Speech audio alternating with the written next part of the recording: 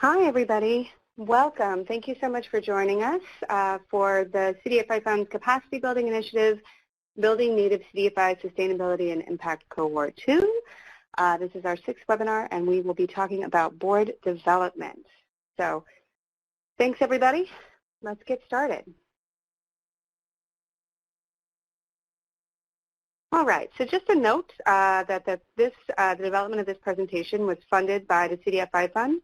The information provided and opinions expressed in this presentation are those of the authors who are solely responsible for the content and do not reflect the opinions of the CDFI Fund or any other person, entity, or organization. All right, so this webinar on board development is going to help participants to describe the roles and responsibilities of a CDFI board, recruit and equip new board members with the tools to be effective, develop policies around board structure and performance, and identify board management practices for improved communication, governance, and engagement. So I'd like to introduce you all to myself. My name is Megan Bellato. I'm an independent consultant. We also have Hope Husky, Associate Director of the Sequoia Fund, on the line. Hope, do you want to say hi? Sure. Hi, everyone. Excellent. And apologies, we did have Angie Main, who was going to be joining us as well. Unfortunately, she had a scheduling conflict and is not able to join us today. So now we'd like to hear from you all. Please go ahead and share your name, your title, and the name of the CDFI you represent in the chat box. Go ahead and type all that in.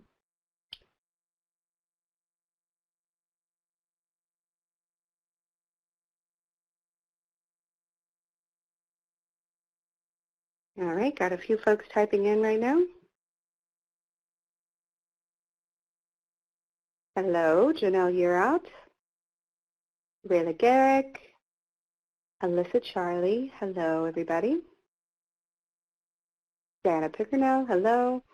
All right, welcome. We've got a bunch of folks here and more folks typing in the box, so please share your information and we'll continue to go on. We expect more folks to be joining us as time goes on.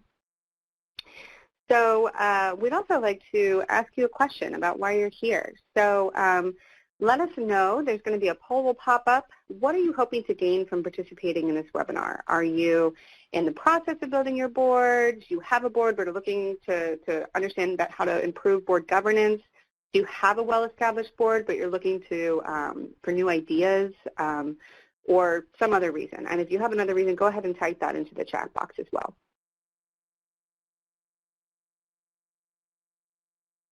All right, got a few folks answering there. We have give it a couple more minutes.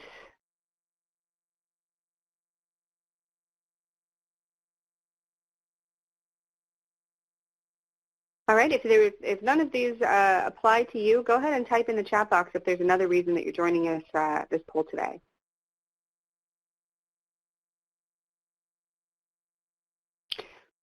All right.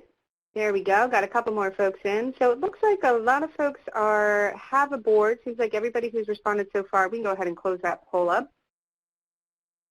Looks like everybody who's joined us today has a board but are looking to think about, I lost the results there, but are looking to think about how to improve board governance. So I'm glad you all are able to join, and I hope that we're able to answer some of your questions here today. Thank you so much for participating.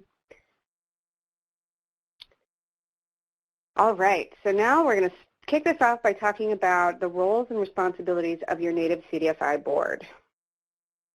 All right, so a Native CDFI board has all the same responsibilities of a regular nonprofit board, plus the additional responsibility of overseeing fundraising, capitalization, and loan policies, including managing loan approval processes and risk ratings. So that fundraising, capitalization, and loan policy oversight is something that's specific to Native CDFI boards, but the rest of the responsibilities are the same responsibilities of any nonprofit, which you'll see on there, determining the organization's mission and purpose, oversight of the executive director, strategic planning, policy making, all of that good stuff. All right, so the role of it's important to recognize that the roles and responsibilities of the board of directors are separate and distinct from the role of the executive director. So I just wanted to pull out the executive director responsibilities here as well. So the purpose of the executive director is to manage the staff, oversee the development and delivery of programs and services and is the liaison between the board and the organization. So they do all that work to help with the strategic planning, with fundraising, and to continuously evaluate the organization. So it's important to understand that when you're thinking about the makeup of your board, you'll want to weigh the difference between skills versus experience. We're going to dive into recruitment in just a moment, but I just wanted to call out that it's important to understand the boards are made up of members who hold a variety of experiences, skill sets, and perspectives. So you do want to look for a lot of differences there. All right, let's talk about recruitment.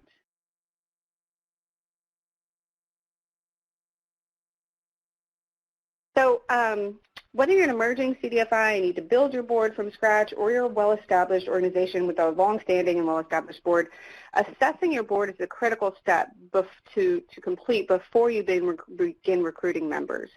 Think about the skill sets and experiences that are going to help your board get to a place where it will achieve maximum performance levels and efficiency. If you're an emerging board, if you're emerging, and your board is relatively new, you'll want to think about recruiting members who are focused on and have the ability to fundraise effectively. You're really looking for that capitalization to really get you guys off the ground. You'll want board members who have experience and interest in program design and development. And also, it's also always helpful when you're emerging and you're just kind of building your board from scratch to think about board members who have experience and have served on previous boards, because they're going to help with the development of bylaws and kind of like creating the initial structure of your board. Later on, as your CDFI matures and expands, you'll want to think about board members who are strong visionaries and strategic planners, but who also have the skills and experience to oversee complicated financial and legal matters as your loans become broader, more complex, possibly larger, or more risky.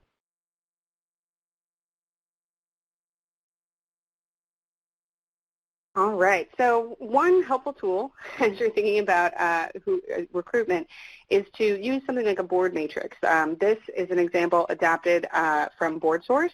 It might be helpful to help you kind of think and categorize the types of skill sets and experiences that you're looking for in a board member. So you'll see some pretty straightforward categories here, but beyond this, you'll want to think about maybe things like demographic information, age, gender, possibly even potential former borrowers as you think about building out your board. This can be a really helpful tool, but I do want to say, careful of getting trapped by these types of matrices. Just because someone has, legal experience per se doesn't mean they have the legal experience that's right for your board. So think broadly about who could be a good fit and what they'll be doing. Something like this can be helpful, but it's also not the end-all be-all of determining who's going to be the best for your board. So as you're thinking about recruitment, it's really important to create board job descriptions. Job descriptions for the board should include all the pertinent information our potential board members should know, including the mission of the CDFI, a description of the board responsibilities, any expectation of the board members, such as meeting attendance or committee participation, as well as personal contributions such as commitment to fundraising or representation of the organization in the community. And finally, you should also make sure that you're listing specific qualifications, skills, and experiences you'd ideally like out of your board members, such as legal or underwriting experience. Be warned, as I mentioned before, just because someone has legal experience doesn't mean they have the right legal experience. So try to be specific in terms of what sort of expertise you are looking for. I want to pause here. Does anybody have any questions or thoughts about any of this?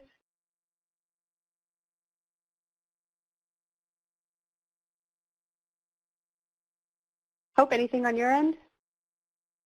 I think one of the things that we tried to do with our board was be strategic about getting community members that were also good spokespeople for the organization. A lot of times the staff get sort of bogged down with the day-to-day, and your board really has the opportunity to go out, and we call it waving the flag here at Sequoia Fund, to sort of promote you, especially to tribal council and to tribal leaders, which is always helpful. So you may want to keep that in mind. Yeah, I think that's a great point, making sure that your board is aware that they're going to be that spokesperson for you guys, and that they feel comfortable in that role, and also that they have all the tools to be that spokesperson. So making sure you're arming them with all of the right language and all the information they need. But I think that's also a really great point. Thanks, Hope.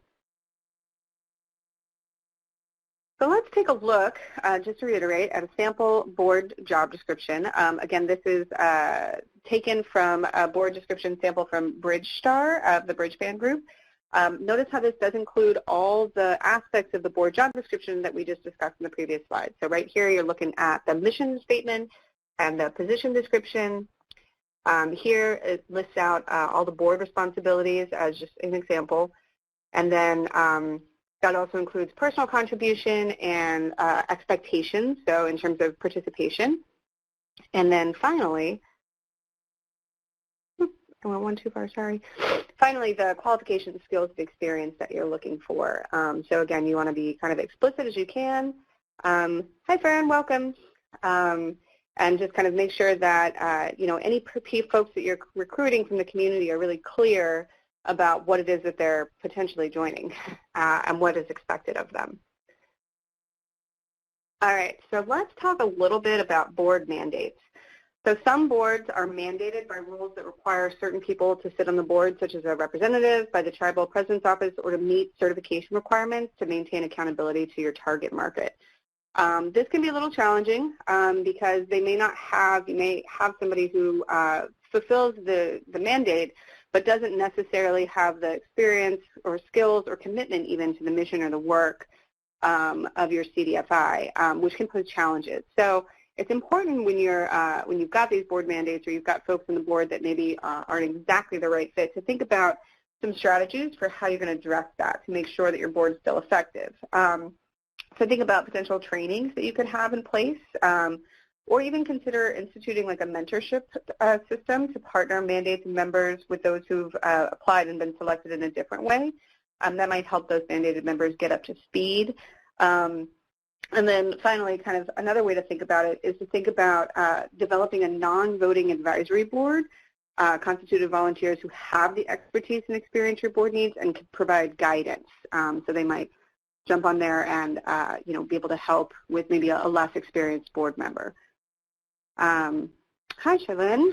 Other thoughts from anybody? I see Diana's going to type something in here.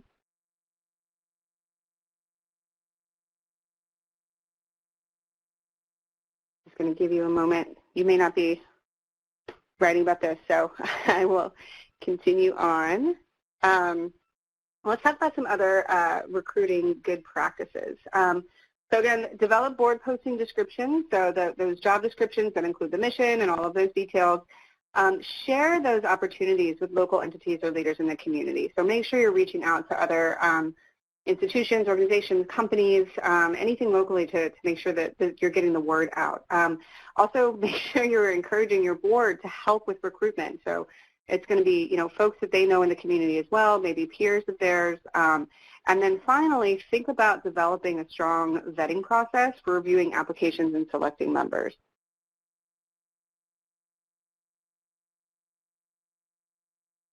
All right, so let's talk a little bit about recruiting in a rural community. So recruiting in a rural or small community can be really challenging, and it's something that we've heard from a lot of folks. So there are a couple different ideas you know, that we've thought of. One idea is to ask former clients to join ad hoc board committees. It's kind of like what I was just suggesting.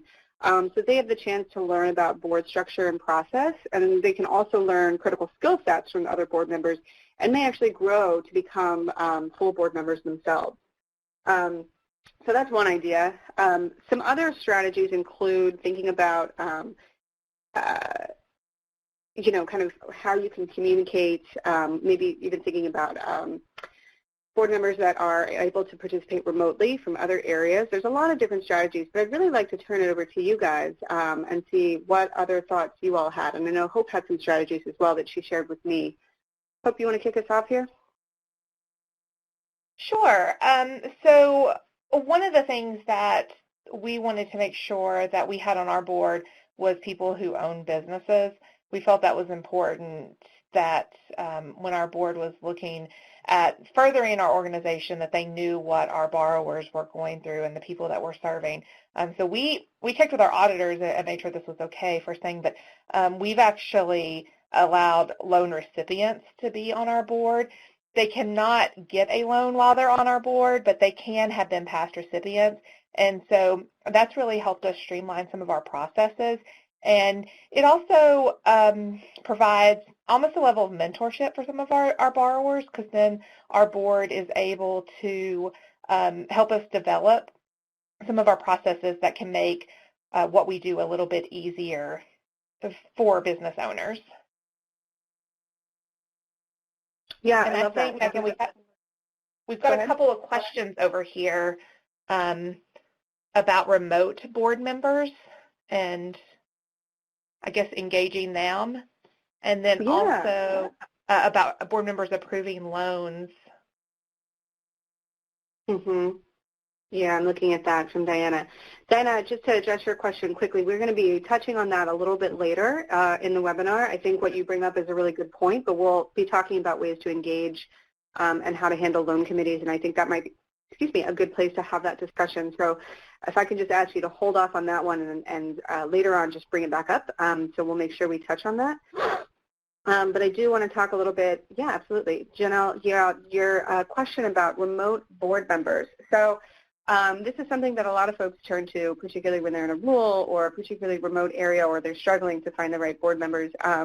Remote board members can be a great solution. The only thing to make sure of is that you have all of the processes in place to make sure that they're able to engage effectively. So determining and settling on kind of like a video conferencing system or kind of a remote Dropbox, if you will, or a Google shared folder or something, so that those remote members are able to engage fully as if they were present in person and they have all the right information, and then making sure that there is specific times throughout the year that they're able to come and engage in person directly, so that they are still feeling a part of the organization and they know what's going on the ground, that they're up to date, and that they feel really connected. Hope, do you have any experience with remote board members? We do, and it's actually an option that we give all of our board members because we feel like any participation that they can give is preferred. So they can't make it to a meeting. We always have a conference line that they can call into so they can still participate. Like you just mentioned, the burden is then on the staff, and in our case, the executive director, to make sure that he gets the information out to the board members in advance so that they have time to review everything and they feel like they're being engaged. And I agree with you, there does need to be opportunity for them to come in and see you face-to-face, or you go visit them if possible, so that they feel like they're a part of the organization. Yeah, absolutely. That's been very similar to my experience too. I'm curious if anybody else on the line wants to share, if you want to type in the chat box, any strategies that you've used for recruiting in a rural community, or any particular challenges that you're facing, so that we can have a little bit of a discussion about this here. And if nobody has anything else, we can move on, but I know this is a hot topic for folks, so I wanted to provide the space to do this here.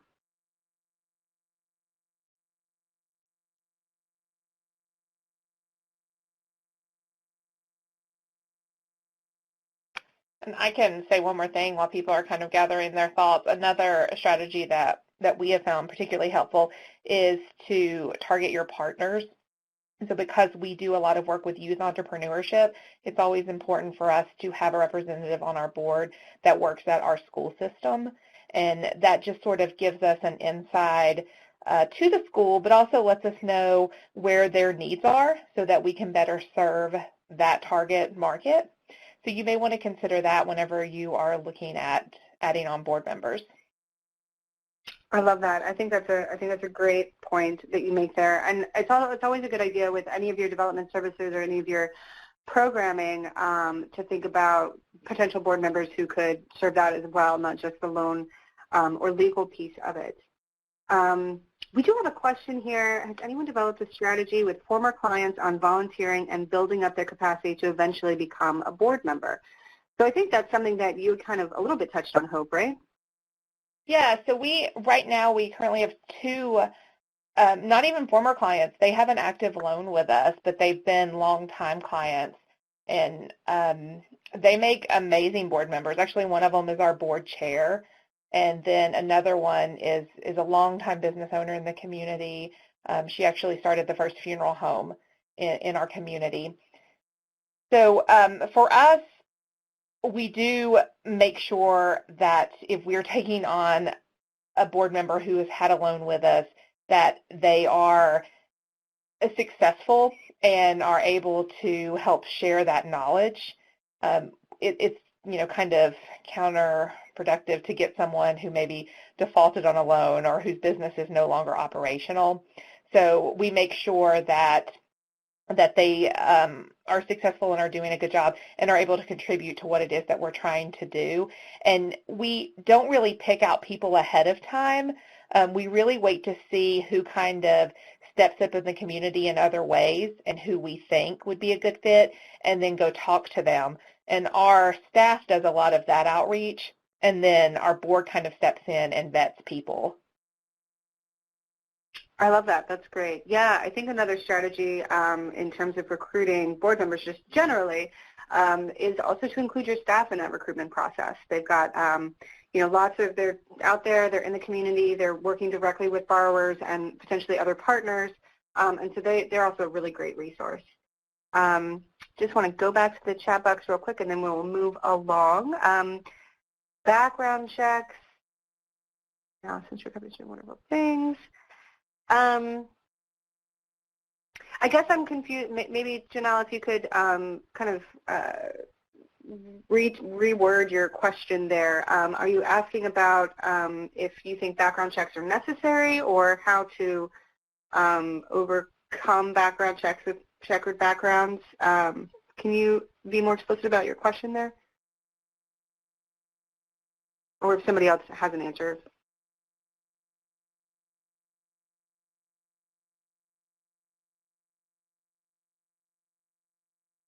I think while you're typing, I see, do you require background checks? Background checks is something you can certainly do. Lots of organizations do it, background checks on board members or staff. I think it depends on really what you're looking for and what kind of, you would want to establish your lines. So what is it on a background check that might pop up that would be a no-go for you in terms of having that board member? Or kind of how long the history of maybe something negative happened ago, and they've shown improvement in various ways or whatever. So I don't think it's a requirement, from my understanding, to do background checks on board members. I think it's a choice, but I do think that you would want to kind of be clear about what your expectations are as a result of a background check. I hope you have anything else to add there. I would just say we don't do background checks or credit checks, but I think both of those could be interesting sort of background information if it's a board member that you don't necessarily know well. We're a very small community, so a background check for us is our board sort of discussing whether or not they think that person would be a good fit. And typically if there's something in someone's past that they think is going to be an issue, someone in that room will know about it and they'll bring it up. So we do kind of small town background checks, I guess you would say. We all know what those are like. All right, excellent. I'm going to go ahead and move on in the slides here, but please do continue to include questions or comments in the chat box. We're going to continue to monitor those, but I want to keep going. So here are some resources that can help you fill board vacancies. One is the first step may be just to talk to your tribal government. Are there folks in positions of leadership who might be interested in volunteering to serve on your board? Your state association of nonprofits can also be a great resource for finding potential board members to help you brainstorm how to find them. BoardSource has a list of resources by region, state, and at the national level that can help you identify some good board members. And finally, it might just be a good idea to make a list of all the organizations, companies, financial institutions, service organizations in your area and contacting your leadership. In some cases, there may be people in executive positions who might be interested in joining your board, but they also might have great ideas for who else you might contact or consider. So good conversation going on here in the chat box. Keep that going. Please continue to include information or ideas. So let's talk a little bit about the selection process. So once you've gotten applications in for your board vacancies, you'll need a process for selection. Some boards even have a special ad hoc committee just to handle recruitment and selection. If you're a small board or if you're emerging, you may not need that. So first, decide on a process for how you plan to review applications. Aside from the board chair, will other existing members of the board have the opportunity to review applications and weigh in with their opinion? Will all applications be reviewed by everyone? Make a list of your must-have and nice-to-have qualities to help you narrow down your selection process, and any candidate who's missing must-have qualities, skill sets or experience should immediately go to the bottom of the list. You don't have to throw them away because you may have a small selection, but at least put them on the bottom and try to focus on those that seem to be a good fit. Also, it's a good idea to develop a process for conducting interviews with applicants. So who's responsible for conducting these interviews? How many interviews should an applicant go through? What are the standard questions or interview activities that applicants will be asked to participate in? Interviews can be conducted one-on-one or through a panel of interviewers. Alternatively, you can invite board members to a group interview where they'll be able to interact with the board and everyone's able to ask questions of each other. Remember that interviewing a potential board member is different from interviewing a staff person. Board members need to be personally accountable and ready and willing to invest their time and energy without the day-to-day oversight of a supervisor. So they'll need to be kind of go-getters, personally accountable, all that good stuff. Once you've gotten through this process, decide exactly how you're going to select applicants. Will the entire board vote, or will the final decision be made by the board chair? These rules just kind of figure out and have an established process. And then make sure that what your established process is, you stick it in your bylaws, which we are going to talk about a little bit later. I'm just going to pause here. So we've got a question, Megan, about new board members and if you're going to be discussing their roles and responsibilities, and I believe that you are. Is that correct? Yes, we are. We are almost there, yes. All right, so I did have a spot here. If you had any other suggestions that you wanted to share about identifying and recruiting new board members, and then we'll jump into orientation. I'm nothing for me. Okay, great. All right. So let's talk about board orientation. It's important to make sure you develop a really good onboarding process for every new member. Make sure that they have a really good understanding of what's expected of them as board members, that they're familiar and comfortable with the mission and work of your CDFI, and that they've reviewed and signed any policies and important agreements, particularly like a conflict of interest or bylaws or member agreements. Board orientation should involve lots of discussion with the new board member, the board chair, and the executive director.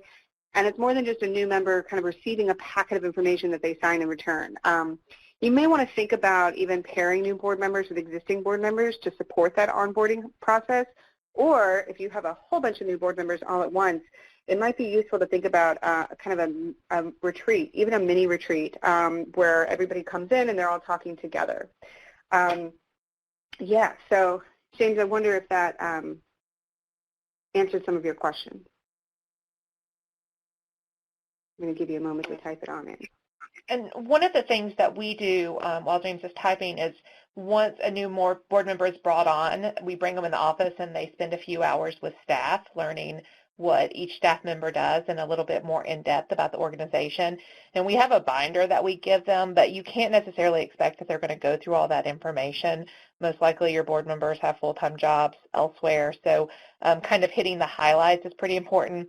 And those sessions for us usually take a couple of hours just to get them familiar with what we're doing. Yeah, I think that's great. I love the idea of bringing board members, kind of new board members, to the staff and kind of so they actually experience what's going on in the organization, the day-to-day, what the staff people are responsible for. So I think that's a really great idea. Yeah, I think I can get you a sample agreement. Absolutely. Someone has asked for a sample agreement for the process. I will be able to share that after this webinar. And James, to answer your question, should there be an overview of what issues the organization has and prioritization? I think that depends on you all as an organization, kind of your executive director and your board chair together based on kind of what's going on and what the needs are. If there are a lot of things, perhaps you're an emerging CDFI and there's a lot of different pieces to tackle, yes, maybe there should be a kind of a list of prioritization. If you are kind of a well-established organization with a well-established board, an overview of kind of what's been going on, maybe including minutes or meeting agendas from the most recent board meetings could be really helpful, giving that person, those new folks, the opportunity to ask questions, things like that.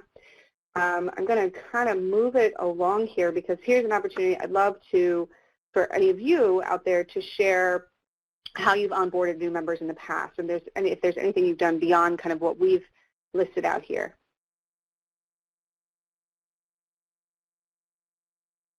If anyone has a good process or good orientation activities that they've done in the past for onboarding, please go ahead and share that in the chat box.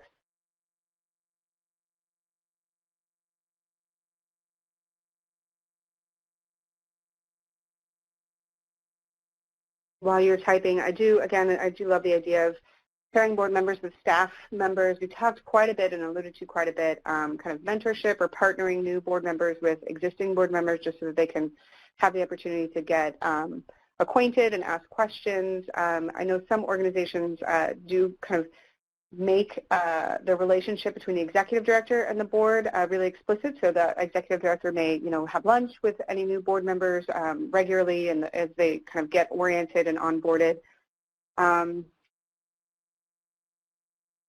I love this idea. Send them with staff to a training or Native convenings. Also visiting other Native CDFIs is a really great idea too.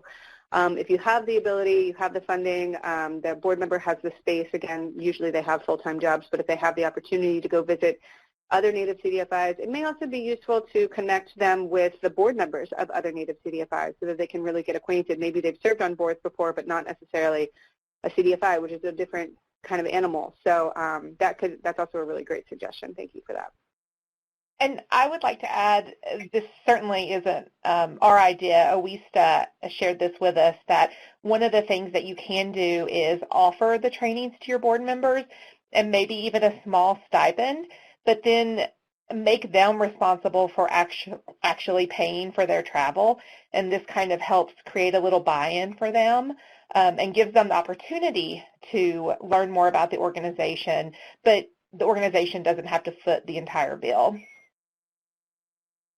Yeah, I love that. I think that's great. So yeah, I mean, one of the underlying themes that you all will see throughout this webinar is that, your board members are incredibly helpful, incredibly useful, and everybody wants a great, effective board.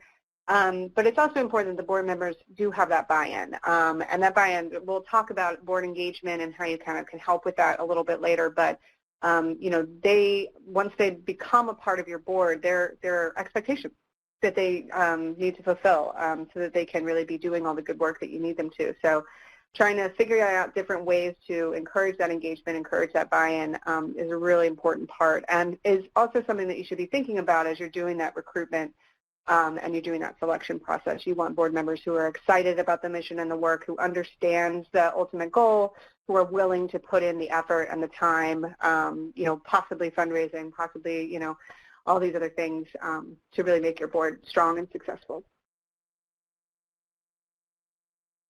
So question here from James, how many organizations are structured so that the board of directors is making operational decisions versus providing direction and strategy? So that kind of goes back to the slide that I had previously. The responsibility of the board is really not to engage as much with the day-to-day operations.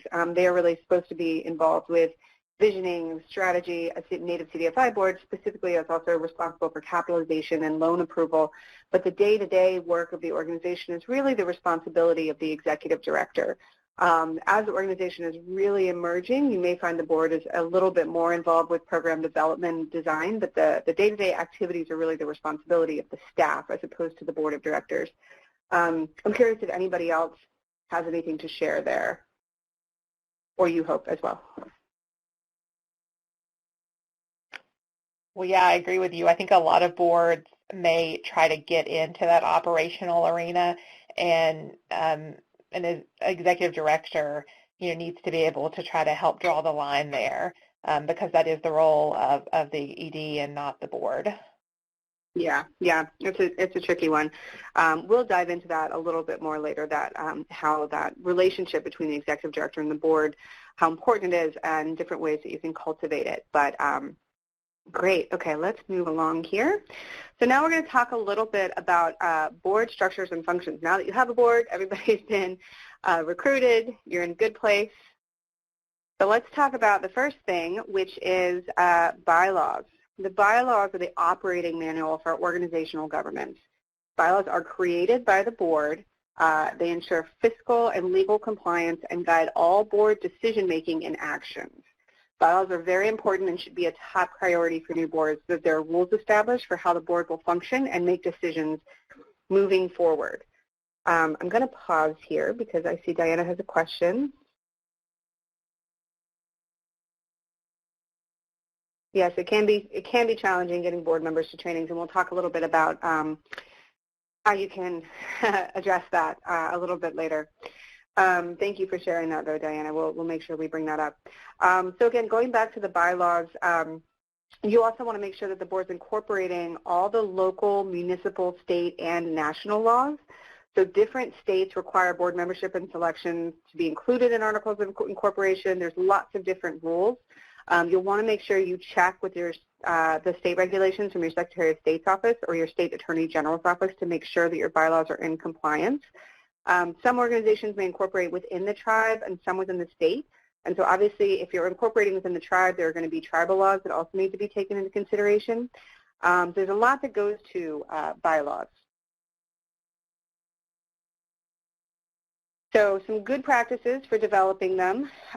They should be specific to the organization, but there's a few, so every bylaw is going to look a little bit different, but there's a few other things to keep in mind. So again, make sure that your bylaws are in legal compliance. You may actually want to even consider checking with a lawyer, have your board checking with a lawyer who is familiar with the local, state, and national laws for nonprofits. You'll want to keep your bylaws specific, but not so detailed that they make it difficult to operate. So, for example, you might want to include in the bylaws that the board meets a minimum of 4 times a year. So you wouldn't necessarily want to specify in the bylaws the specific dates or times for those meetings, just as long as it's, every 3 months or something like that. And a few other things to include might be like details about the governance, the structure, the function of the board, including like the board selection process, term limits, roles and responsibilities, conflicts of interest, all of these types of things. Great question in terms of how often should bylaws be reviewed. Excuse me. That's going to be up to the board chair and the executive director to make that decision. Bylaws should be amendable, like you should be able to make amendments to them, and as your organization grows and matures, as your board grows and matures, there's going to need to be changes made to the bylaws. So I would say a good rule of thumb is to take a look at it annually.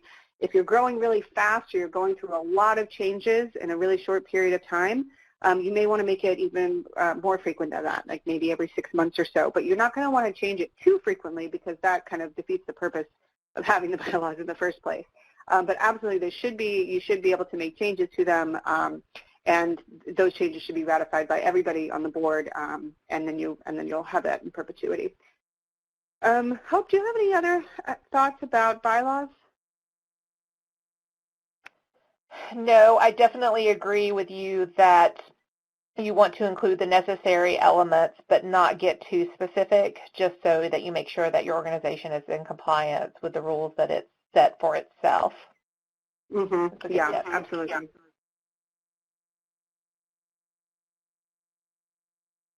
Sorry, I cut you off there. Hope, did you have something else to say there? No, I'm finished. Thank you. Okay. All right. So bylaws. So here are some great resources for developing bylaws if you have a new board or you need to kind of think about maybe doing some revisions or some updating to your bylaws.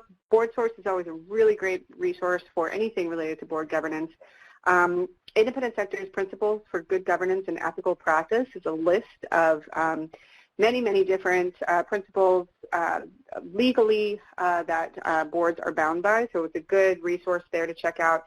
And then CDFI found Effective Native CDFI Governance by the Board of Directors, the NeighborWorks Training Institute. So they did a training a couple years back on board governance, and it's a really great resource. So when you guys get this PowerPoint, which we will send out after we're finished here today, I think it will come out tomorrow, these resources will be there. So if you're thinking about changing your bylaws or updating your bylaws, these are some really great resources. If anybody else has other resources, please do share them in the chat box. All right, so let's talk a little bit about the role of the board chair. So as we were saying earlier, the chairperson is the most senior position on a board, and they're responsible for providing the overall leadership to the board and the organization as a whole. They have a few specific responsibilities, including ensuring that the board is effective and knowledgeable and on task. They're also responsible for staying in regular communication with the executive director and providing that oversight. Again, the chairperson leads the board. The executive director of the organization leads the day-to-day operations of the board. So that's the person. The executive director is going to be sharing information with the board, is going to be updating them with all the information, is going to be sharing loan information, policies, programs, anything like that. But the chairperson is the leader of the board. Talk a little bit more about this. First slide. Okay. So as I said, the chairperson provides the leadership to the board, directs the board to execute board functions such as strategic planning, fiscal oversight, loan policy, communicates regularly with the executive director, and evaluates board members and board effectiveness.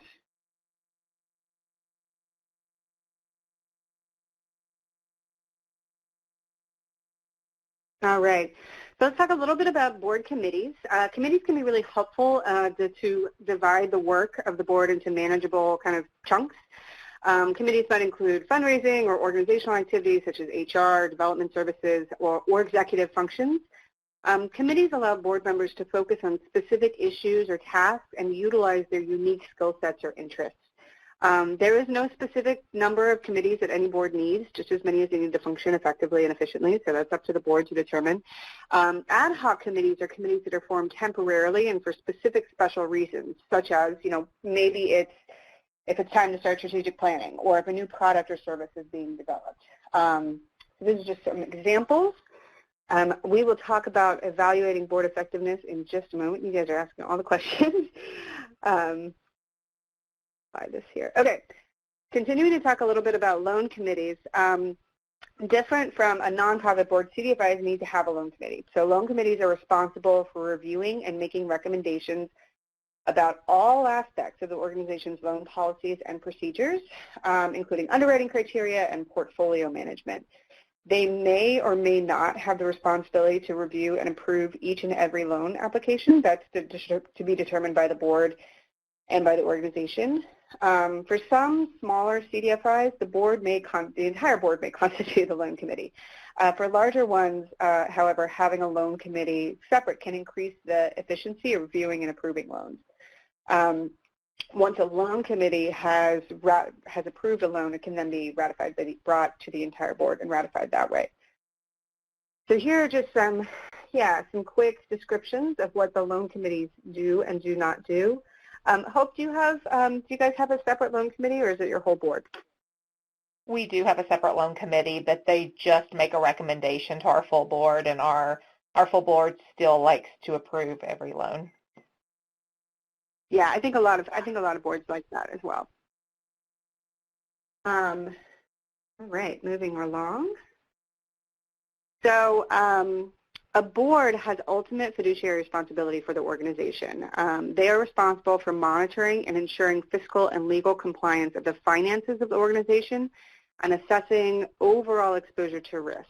These responsibilities are why it's important to have board members with financial expertise, or at least to have non-voting advisors who can support and review decision-making processes with respect to fiscal oversight. Annual audits will identify any lapses in compliance and can have legal consequences. So this is a really important aspect and responsibility of the board overall. All right, now another thing the board is responsible for is strategic planning. A strategic plan sets the goals, priorities, and activities for the board and the organization in the short, medium, and long term. So some good elements of a strategic plan include The first part of the strategic planning is that it should be centered around the mission and the work of the organization. So if necessary during a strategic planning process, the mission can be revisited and revised if the direction of the work has changed or if it should change based on need. Strategic planning should always include goals and strategies for achieving major milestones in the short, medium, and long term, including fundraising, capitalization, development of programs and services, overall communication about the organization, and an understanding of the position of the organization in the field through an environmental scan. So here are some other, you'll see listed out some of the other elements of a good strategic planning process. And then finally, well, not finally, but another key element of a board responsibility is to oversee fundraising capitalization. This is very important for a Native CDFI. So the board should regularly be setting fundraising goals and engaging in fundraising strategies, and they're responsible ultimately for ensuring capitalization of your CDFI. So fundraising directly from grants may not be something that the board has experience with, and they may need to be, that may be an element, an opportunity for training or for building your capacity to do that. Other types of fundraising might include planning for social fundraising events like dinners or open houses, or even soliciting in-kind donations for such as like computers or office supplies or building spaces. So this is a really key element in terms of your board responsibilities. Does anybody have any thoughts or questions around these roles and responsibilities of the board?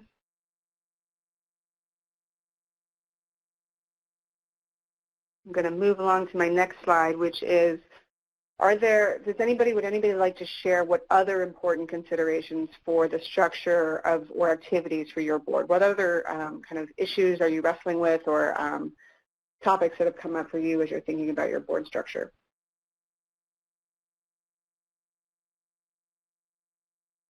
Give folks a moment to type things in the chat box.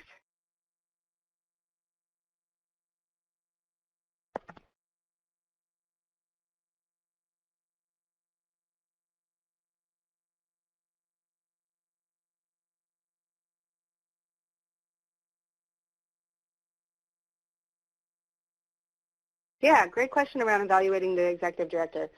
We are going to jump into that in just a few moments.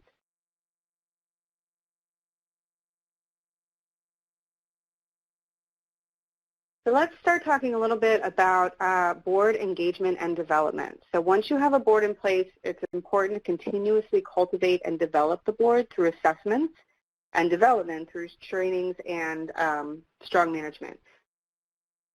Yes, okay, and we've got somebody, Diana has said that one of the issues that they're wrestling with is board turnover and keeping them engaged. So this is a great time to be moving into this topic.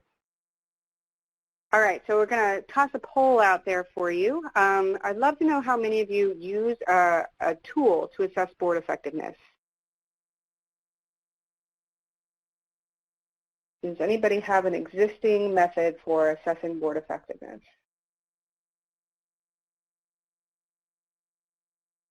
And if anyone wants to type their answers into the chat box, they totally can.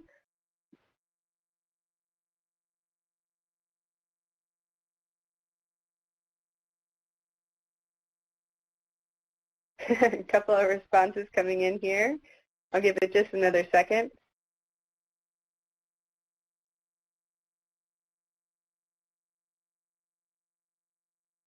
All right, so we can go ahead and close that poll.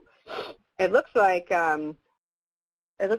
most people are not currently using a tool to assess board effectiveness. So good thing we're going to talk about that right now. And if we could just slide that poll out, right? Perfect. Okay.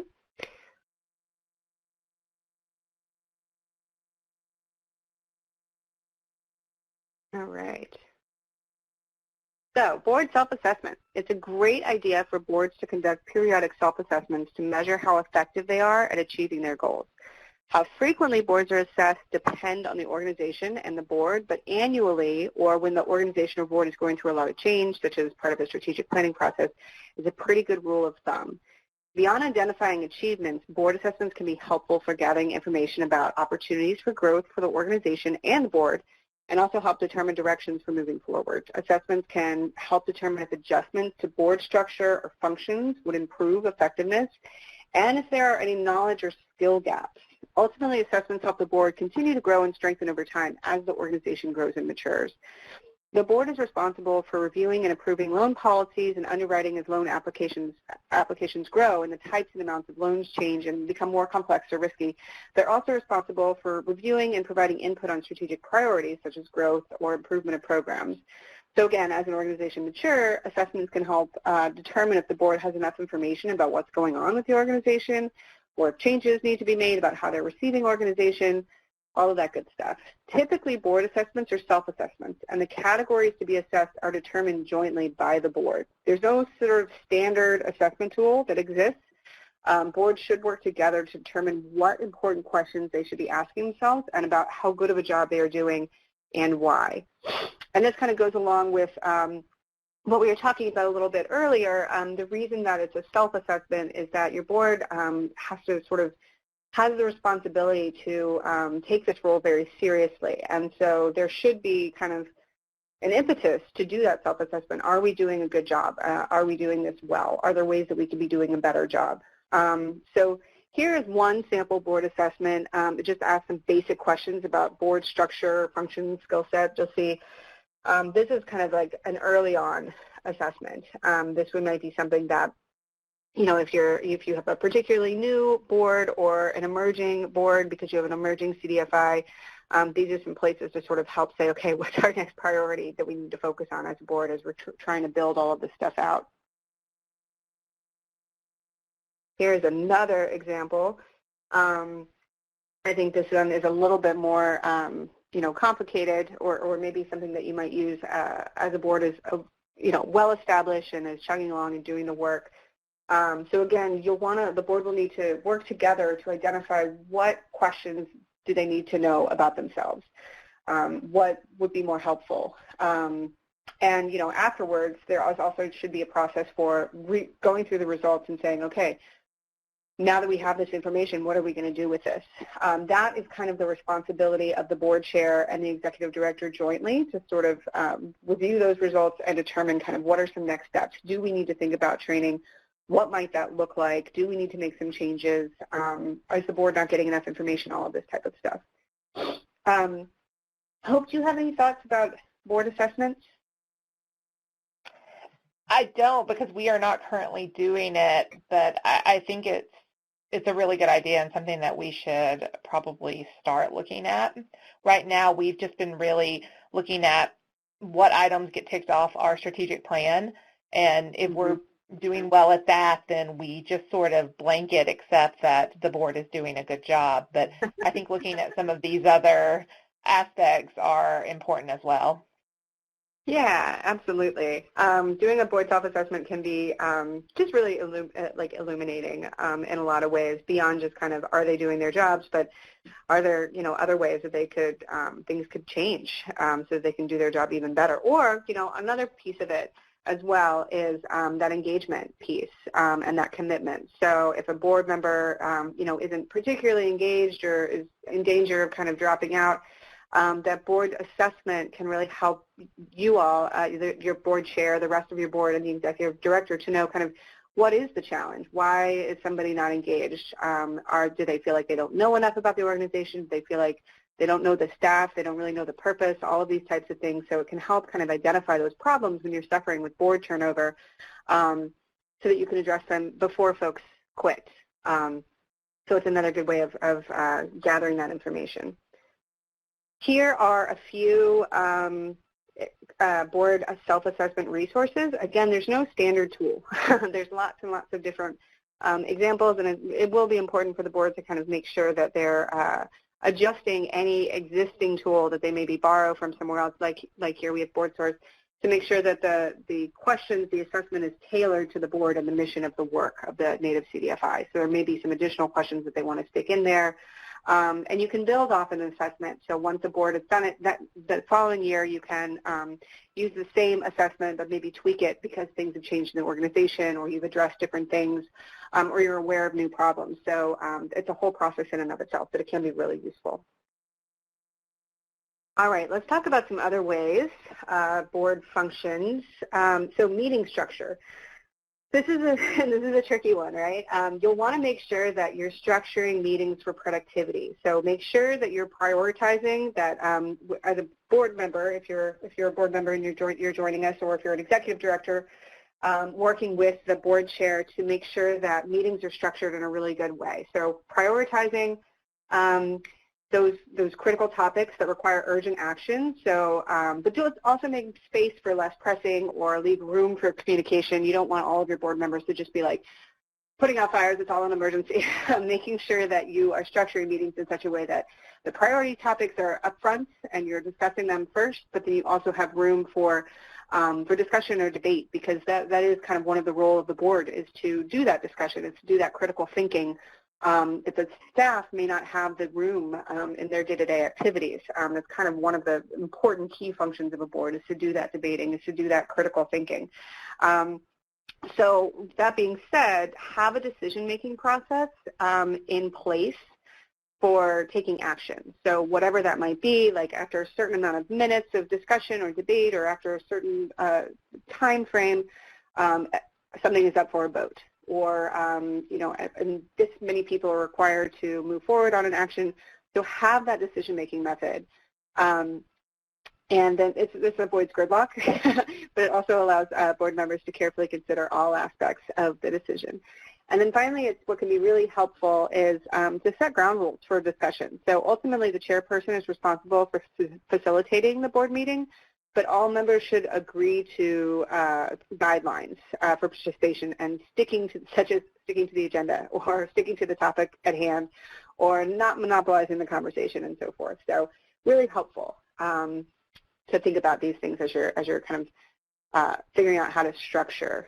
A little bit more on meeting structures is the agenda. So agendas should be developed together between the board chair and the executive director for every board meeting. Agendas are essentially the structure of the meeting and helps prioritize conversation and keeps things on track. It should strike a balance between priority topics that require immediate attention and then ongoing topics like strategic planning or growth-related. Members or committee members of the board can submit items for agenda topics as well at the approval of the ED and the board chair, depending on kind of what's going on. It's also important that agendas and any meeting materials be shared with attendees well in advance. The rule of thumb that I gathered when I was putting this presentation together was a week in advance. I think for a board member, I would say several weeks in advance. So any additional material, any additional background information, anything that they have, giving them plenty of time to read through everything and you know, form an opinion on it so that they can come, you know, really ready to work.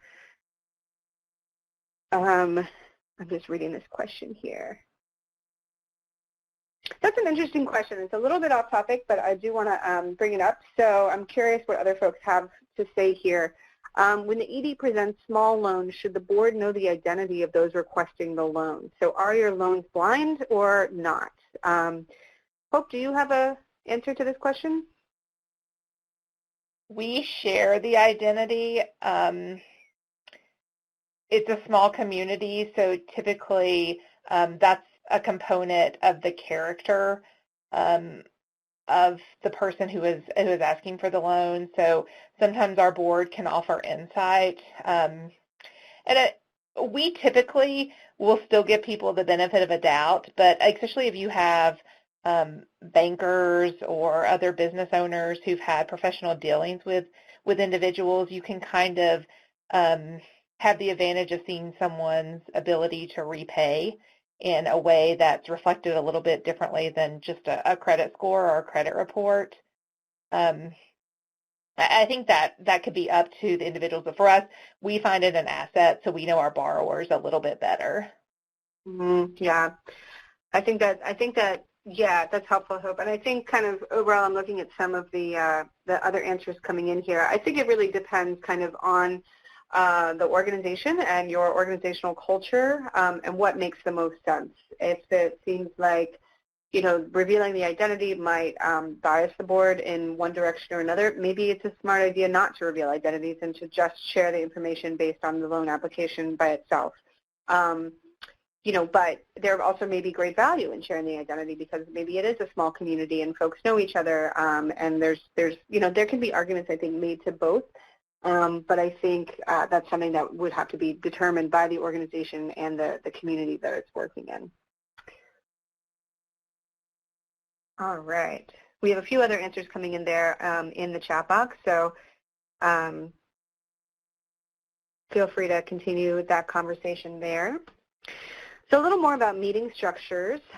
So timelines and responsibilities. Discussion and debate, as I said, is a really critical function of the board, but there has to be timelines and deadlines to set to ensure the decisions are actually going to get made and action can happen. The board should work together to set reasonable timelines for work, and members should be made aware of who's responsible for what and why. All right. So moving into communication, and information sharing.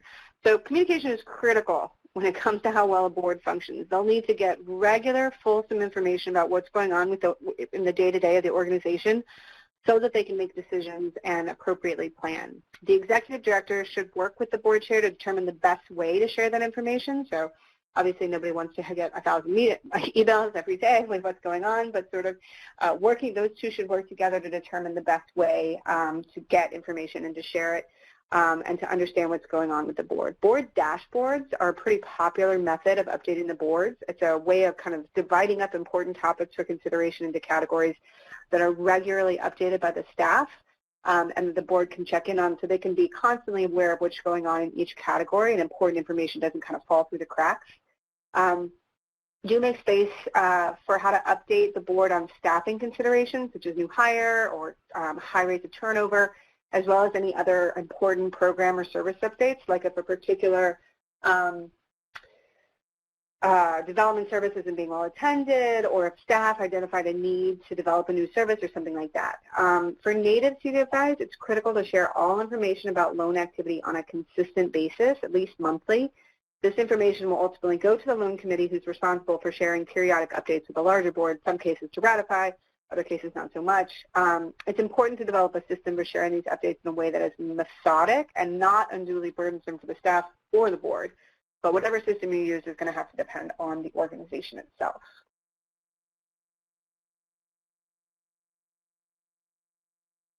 All right. So the board will also need to be able to communicate regularly with one another. And so this kind of goes back to a little bit like what we were talking about with remote board members. Enforce engagement expectations. So make sure that those engagement expectations are explicit and that they're being enforced. So members are expected to attend meetings but also engage maybe in other aspects of board participation, such as making sure that when they do attend meetings, they're reading the material in advance and that they're participating in committee work if that's something that is an expectation of your board, or that they're going to be speaking, doing that public service that's speaking about your organization externally and representing your organization and its mission and values. So whether your board is local or all spread out, you'll want to make sure you're setting up those systems for regular communication throughout the year and in between those in-person board meetings. Maybe regular updates come in the form of monthly emails or monthly phone call check-ins. The level of communication and frequency is going to depend on the board, but the expectations, as I mentioned earlier, should be set so that information is shared in an equitable and timely manner with all the board members.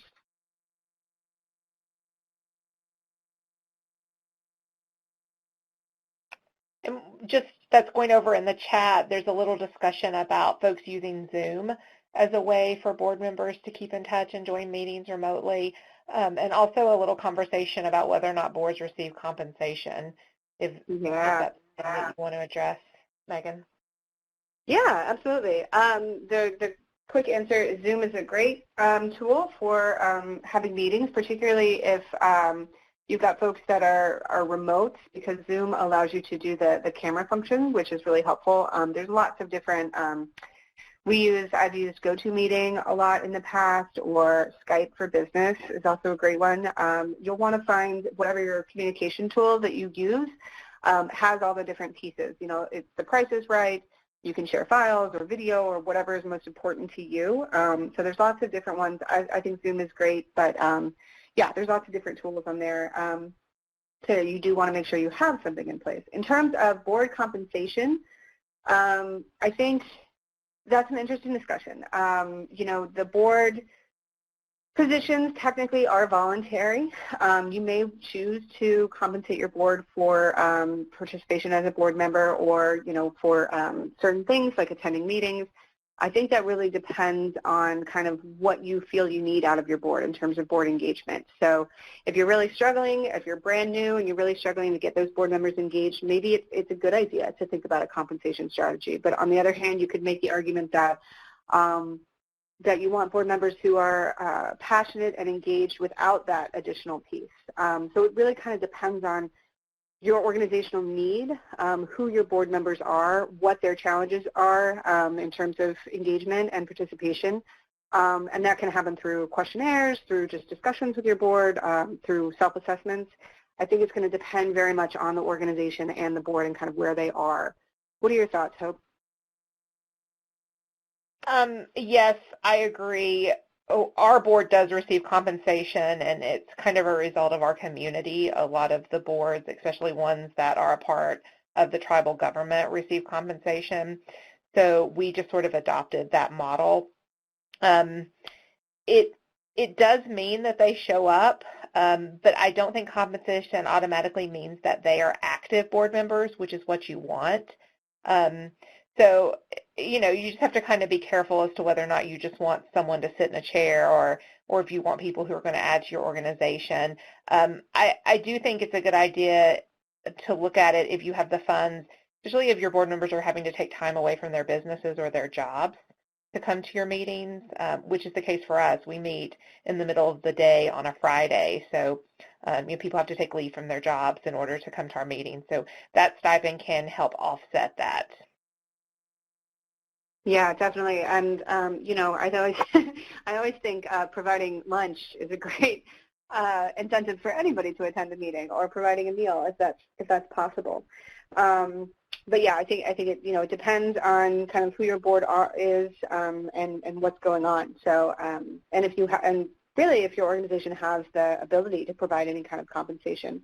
And again, being really explicit about what the expectations of a board member is, and what they can expect of your organization as a result of participation, and kind of making sure that's in the bylaws, that it's clearly stated, just to avoid any challenges moving forward. Related to that, my final piece on communication is just to talk about conflict. Conflict is inevitable, whether it's between the board members or the board and the staff, but it's the board chair's responsibility to manage these conflicts through a dispute resolution in such a way that it doesn't result in the breakdown of a board meeting or further strain board relations or board effectiveness.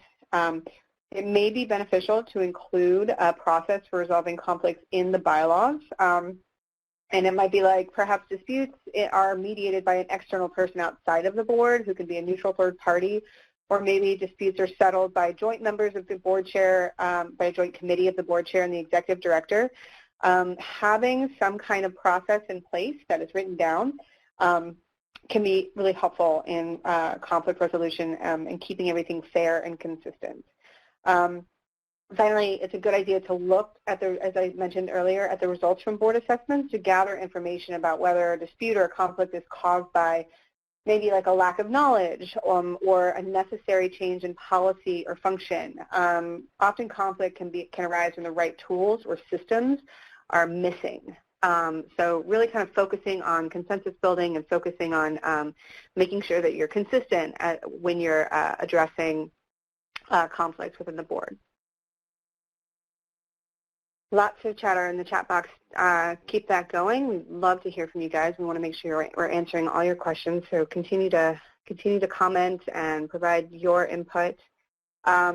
But I'd also love to know if there are tools or methods that any of you have for ensuring good communication with your board. Are there specific things? We had a little bit of a Zoom discussion earlier. We talked about board dashboards. Are there any other tools that you folks have used to ensure good communication to your board, within your board, anything like that? Feel free to type any of those ideas into the chat box.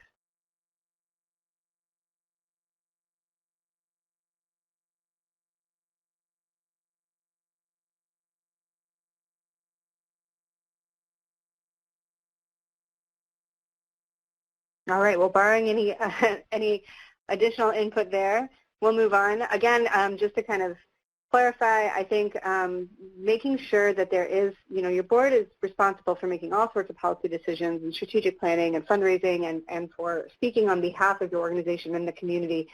So it is a really good idea to come up with a clear and effective way of providing them information. Hope and I have talked a little bit about some kind of an electronic Dropbox for materials, for information, whether it's maybe once a month your board has lunch with the staff or are able to participate in community events. I think this question about how often your board meets is a really important one, Alyssa, that you just brought up. That'll depend on the board itself, and it should be in the bylaws. So obviously in the beginning, your board may need to meet a little more frequently as they're starting to build out structure and policy and really start to kick things off. Later on, it might be helpful to scale back a little bit and have a board meeting, every 3 months or every 6 months. You definitely are going to want to have your board meet more than twice a year, most likely, but to also be aware that there are activities that the board can be doing in between, can and should be doing in between meetings. So the board chair and the executive director will need to kind of make sure that there is a way that communication is flowing even in between meetings and that, responsibilities are being upheld, folks are continuing to fundraise or they're continuing to think about strategic planning even in between those weekly meetings. We got some answers in here. I love it. Go ahead, Hope. Yeah, I was just going to say over in the comments we're talking about frequency of board meetings. Yeah. So I'm looking at once a month, which is great, unless something is critical is going on. Yeah, so you can meet more frequently, absolutely. We meet every other month. We have here on mandatory face-to-face meetings, and you want to move to quarterly meetings. I think that's great. Yeah, we can make sure that you have that you guys have the chat as well. We'll include the chat in the discussion. We meet once a month, including dinner. Yeah, so it'll depend. Several times per year, try quarterly, the board is busy. Yeah, it's going to depend on your board, on where your organization is, and this is where committees can be really helpful as well. If you have a lot to do and you have a very busy board, as we've mentioned, possibly also all with their own full-time jobs, breaking some activities out into committee meetings can be really helpful, and that way they can be continuing to do their work, maybe work that's particularly interesting to them or in their field of expertise, and then they can be bringing that stuff to the board meetings, which may be monthly, which may be quarterly. So that's another way of kind of mitigating how busy your board can be and mitigating the number of meetings that you have. All right. So we're going to kind of move on here to the executive director board relationship. So the relationship, as we've alluded to, between the executive director and the board of directors is really complicated, but it's really important. The board, as I've mentioned, will need to be in regular communication with the executive director, and they are responsible for overseeing the ED's performance. So establishing a plan for working together and effective communication, including setting expectations regarding the roles and responsibilities, is helpful to keep this relationship working well. Board chairs and executive directors benefit greatly from taking a little bit of extra time to attend trainings or retreats or just dedicated regular time together to build rapport and knowledge of work and communication styles. So along with that, expectation setting is, someone that had asked earlier, how you evaluate or assess the executive director, and so making sure that there is a process for that and that executive director is aware of it and then it's really explicit. They understand what their expectations are, just like a regular performance review. They have certain goals that they are responsible for achieving in a particular period of time. They are aware that they're supposed to be achieving those goals. The board is aware, and then they're regularly kind of coming to the board where the board can say, you have been successful in achieving these things, you have not been successful in achieving these things, this is what we'd like you to work on moving forward, these types of things. So that is a really important relationship to think about and to cultivate. So definitely something to consider. I love this conversation continuing on in the chat box. Thanks so much, folks. Okay, so Education and leadership development. So we touched on training and the cost of training a little bit here.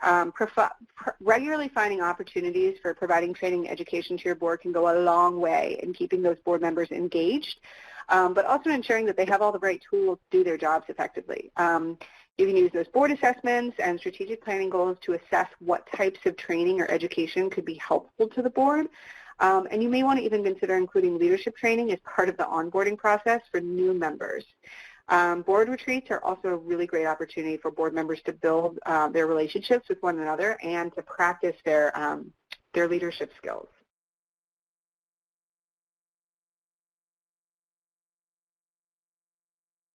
All right, so does anybody else have some suggestions for how you have developed a robust and impactful board? Got a lot going on here in the chat. I will say one of the things that we've started letting our board do is, and staff does it as well, but we call them board educationals, where we pick one topic and we'll cover it occasionally, and sometimes board members get to cover that topic. So especially if you have someone who maybe is a lawyer, they could talk about a legal issue with your board, or if you have someone who is an accountant or CPA, they could talk about a topic that's relevant to their field of expertise and just sort of share. And I think that's a good way to get your board involved in doing things, but also to educate your board as well. Yeah, I love it. I think that's a great idea. One thing that I've definitely seen done that I've loved is having, with the staff member giving them plenty of time in advance, but actually kind of having staff members come to a board meeting and present on kind of what they're doing or a particular topic that can help the staff member and the board kind of build a rapport together, help the board kind of feel like they have a little more understanding of what's going on in the day-to-day of the organization, and can also build their knowledge and their skill sets. So I just wanted to jump back to the evaluation of the executive director. So I just touched on that, actually. I'll slide back in the slides here. So the first part about evaluating your executive director and doing that is to make sure that you have clarified the roles and expectations for the ED.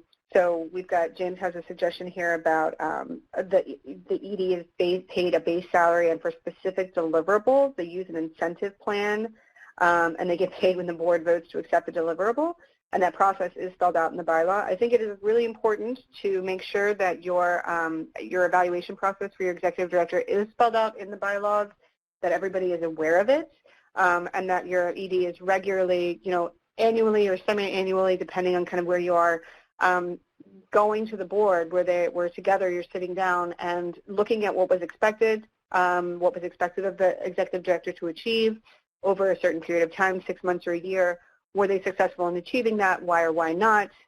What are the next sets of expectations they're expected to complete? And so that does need to be a regularly and transparent process. I'm just reading some of the stuff here in the, Janelle, does that answer your question?